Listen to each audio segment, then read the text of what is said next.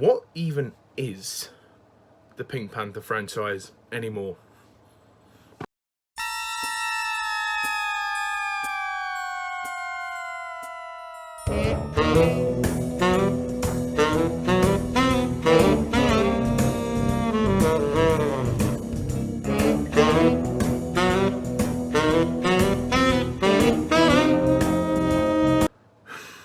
Hello, everyone, and welcome to my rant on Curse of the Pink Panther. And never has a film been more appropriately titled. The Curse of the Pink Panther, I don't know how many films there are now, I've actually lost count. I think it's like the 9th or 10th installment in the franchise. To be truthful, I don't give a fucking shit anymore. So, the plot of this film, if there is one, is ensuing after the events of Clouseau's disappearance, his bosses at the Surrette put a computer into service to elect a new shrewd detective, Sleigh, who turns up just as inept as Clouseau. That's it. Once again, directed by Blake Edwards, who proves beyond a shadow of a doubt that he cannot let go of this fucking franchise. Honestly, I don't know where to begin with Curse. This is a fucking awful movie. If you thought Trail was bad, well, yeah, this is pretty much on the same level as that. I don't know if it's really as bad as that. I don't know. I mean, they're both on even keel for me. I can't decide which one I prefer, but I mean, comparing this to the trailer of the Pink Panther really isn't much of a compliment. I suppose Trail I might actually prefer, because at least it has deleted scenes of Clouseau. Yeah. And, you know, more to the point, the fact that this film even exists is a fucking miracle, to be honest, because no one cared for this franchise after Sellers passed away. Nobody gave a fucking shit. You know, I haven't even got a Scooby-Doo as to why Blake Edwards thought I want to keep this franchise going, despite the key ingredient, the key factor that made it so successful is now gone. And again, it's not his fault. Sellers passed away. Unfortunately, it happens. And I'm very sad that Sellers passed away, because maybe we could have had more great Pink Panther movies if Sellers had lived. But no, it wasn't to be the case. But this idea that he wanted the Pink Panther films, Edwards wanted the Pink Panther films to be the comedic answer to James Bond. I mean, okay, fine, but it didn't exactly work out, did it? When you've got your lead actor who passes away, what more can you do? I mean, I don't blame Edwards as such for recasting or for thinking of a new character, but at the end of the day, he's just proved beyond a shadow of a doubt that this franchise cannot survive without Peter Sellers. I'm sorry, it can't. I mean, we'll get to the Steve Martin movies soon, but as for this, we have this new character, this new detective. He's this American guy known as Clifton Sleigh, played by Ted Wass. Ted Wass is certainly trying his best, but the character is a fucking joke, and I don't mean that in a good way. He basically is an American version of Clouseau. That's all he is. They're trying to make him the same idiot, the same sort of humour. He cannot put it off like Peter Sellers. I mean, he's trying his best. I'll give him credit. He's trying his best, but really, the humour isn't doing him any favours. The script for this movie is terrible. It really is awful. The humour is awful. It doesn't do anything to change or reinvent the franchise. It is more of the same, and it's just really, they're digging themselves a grave. That's all they're doing. We dig the franchise down the toilet. We dig. We can't get out of this mess. That's basically what happens. It's ridiculous. I can't even really begin to say what the plot is, because it's another Pink Panther movie. I mean, half the time, they're just talking about Clouseau anyway. You know, the fact that he's missing. Half the time, they just go on so much about how Clouseau is missing. That kind of goes to show how little confidence they have in Clifton Sleigh. You know, so there was no way this franchise was going to continue with him. And this was this was kind of their last chance, really, to keep the franchise going. And then in the next 10 years, they made Son of the Pink Panther. I mean, that'll be my next review.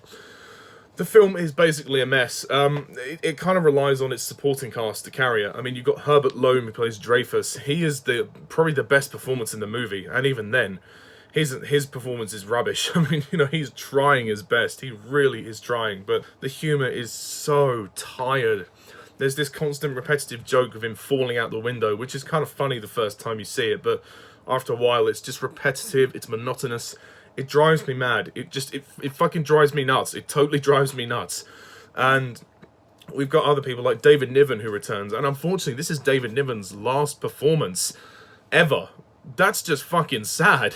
His last performance ever is in this shitty film, and I think he was dubbed for it anyway, so well done, Blake. I hope you're happy. Well done. You know, what was the point? Was it really worth it, Blake? Was it really worth it? Answer me that. It's just, they're totally wasted. Also, Capucine comes back as Lady Simone Linton. Yeah, again, she's just there. You know, she's just there because they need something to keep this franchise afloat. And they can't. The ship is sinking well and truly. You know, Joanna Lumley returns. Joanna Lumley is a different character in this one. In this one, she plays Countess Chandra. I guess she's okay. Again, they're just, all the cast are trying to keep this afloat, but it's a dead franchise. It's a dead franchise. I don't know why I did that. You know, that wasn't really meant to happen. I feel really sorry for them. I really do. Burt Kwouk, I think I pronounced that right. Burt Kwouk as Kato. Why is he even in the movie? If Clouseau's not in it, there's no point having Kato in it. Kato appears in one scene only. He has a fight with Sleigh, and yeah, it's terrible. it doesn't work without Clouseau. It really doesn't work. There's one amusing character which I do quite like, which is Professor August Balls. Yeah, he's okay. He's suitably camp in his role. I quite like his scene. And his assistant is played by Liz Smith, which is quite funny. She's a good actress. Who else have we got? Robert Loggia as Bruno Langlois. He's good. He's okay. I forgot to mention also Roger Moore, Sir Roger Moore, who sadly has passed away. Rest in peace. Roger Moore has a cameo in this film as Inspector Clouseau, would you believe? Essentially what they have tried to do is they've wrote in the fact that Clouseau has had plastic surgery since his disappearance. I mean, we don't really know it's him until the very end. And then he becomes a jewel thief? What? Okay, I don't know why Clouseau decides he wants to become a jewel thief, but okay. By this point, I don't care. The franchise has gone so far up his own arse. I don't care what they do anymore. I really think that they've lost control. It is a franchise that is out of control. Nothing can save it. It is doomed now. From Trail onwards, the series just takes a complete dip. That may include the Steve Martin movies as well, when I get to those. Again, Roger Moore, it's nice to see Roger Moore in the film, and his French accent is amusing, and he's certainly doing a Peter Sellers impression, but I mean, as good as it is good and it's entertaining for the first couple of seconds. You just kind of stop to think, well, it's not the same. It really isn't the same without Peter Sellers. Also, another problem I have with this film is that it's too long. I think that Curse of the Pink Panther is at least 20 minutes too long. It should have been dead on 90 minutes. It was 110 minutes, and it just dragged for the entirety of its runtime. Also, when we're first introduced to Clifton, he is dressed in drag. What? Okay, like, why is this supposed to be funny? I didn't find it funny. I didn't find any of this funny. I suppose the production design and the location shooting is good. There's this overlong sequence where he's sitting in a bar or a restaurant with a mannequin doll or something. How can these people not tell that the girl he's sitting next to is not real? It's just a big life-size doll. How can they not tell? I don't get that. I don't get that. Again, the humour is so bad. Blake Edwards' direction is terrible. He has no idea what he's doing anymore. He's just trying to keep this franchise going, and I'm sorry, Blake, but, you know, you've got to know when to quit. You've got to realise and stop and think to yourself, okay, circumstances have happened, Sellers passed away. Was he the reason why it was successful? And the answer is, yes, it was. Because I honestly don't think this series survives without Peter Sellers. I mean, I don't. I mean, people, if you're a fan of the other movies, then fine, but as far as I'm concerned, this movie is a mess, and it doesn't feel like a Pink Panther movie because of the absence of Peter Sellers. it feels more like a spin-off movie, because you've got this other guy trying to parade in as if he's Peter Sellers, and he's also this young guy. He's meant to be this idiot, just like Clouseau, and it's just the same shit, different day. That's all it is. It's the same shit, different movie. I mean, I suppose the opening animated title sequence is okay. That's one of the best things in the film.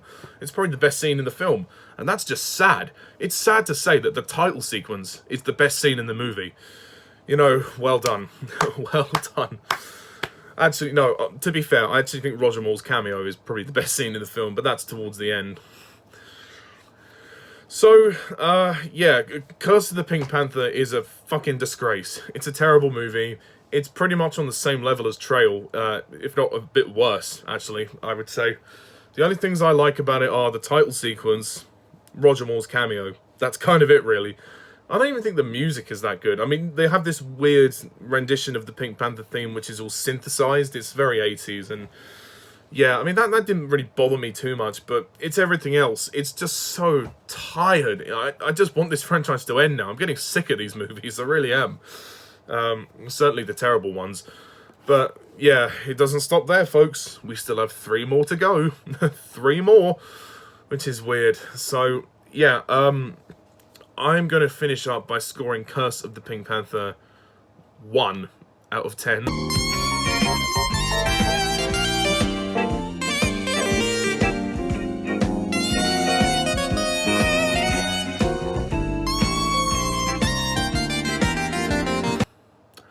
This movie is a pile of doggy doo-doo, and don't let anyone ever tell you different. I would not, repeat, not recommend this movie if you haven't seen it. If you have seen it, then feel free to share the pain down below, as in on the comment section. Please don't misinterpret what I just said. Yeah, and we'll have a discussion about this movie, but yeah, next time I'm going to do another rant. Well, it's probably going to be a rant. I mean, I haven't seen the movie, but it's likely to be a rant on Son of the Pink Panther, which is Blake Edwards' last Pink Panther movie. I mean, thank God. I'm sorry, but thank God it is his last one. And then we're on to the 2 Steve Martin movies. And then after that, I'm going to do a collaborative, well, not collaborative, I'm going to collate all my opinions together, and I'm going to rank all 11 movies in the franchise. So yeah, I look forward to that. And I'm sorry it took so long to get to this review, because I don't own some of these films. I only own a few Pink Panther films, so I had to wait till I got some money so I could rent it. I had to rent this movie to actually review it for you. I'm doing the same with some, but I've actually purchased the Steve Martin ones so I can, because that was cheaper actually that way, because they're not very expensive. But anyway, thank you very much all for watching this rant, and stay tuned next time when I rant on Son of the Pink Panther. And I want to give a special shout out to a subscriber, Jared Griffiths. He's a big fan of these movies, and I just want you to go and support his channel and subscribe to him. He's done some reviews on the Pink Panther as well, and I want to thank him for being a regular commenter. So Jared, if you're out there, thank you very much, buddy. So that's all I'm going to say for now, folks. So thank you very much, and until next time, see ya.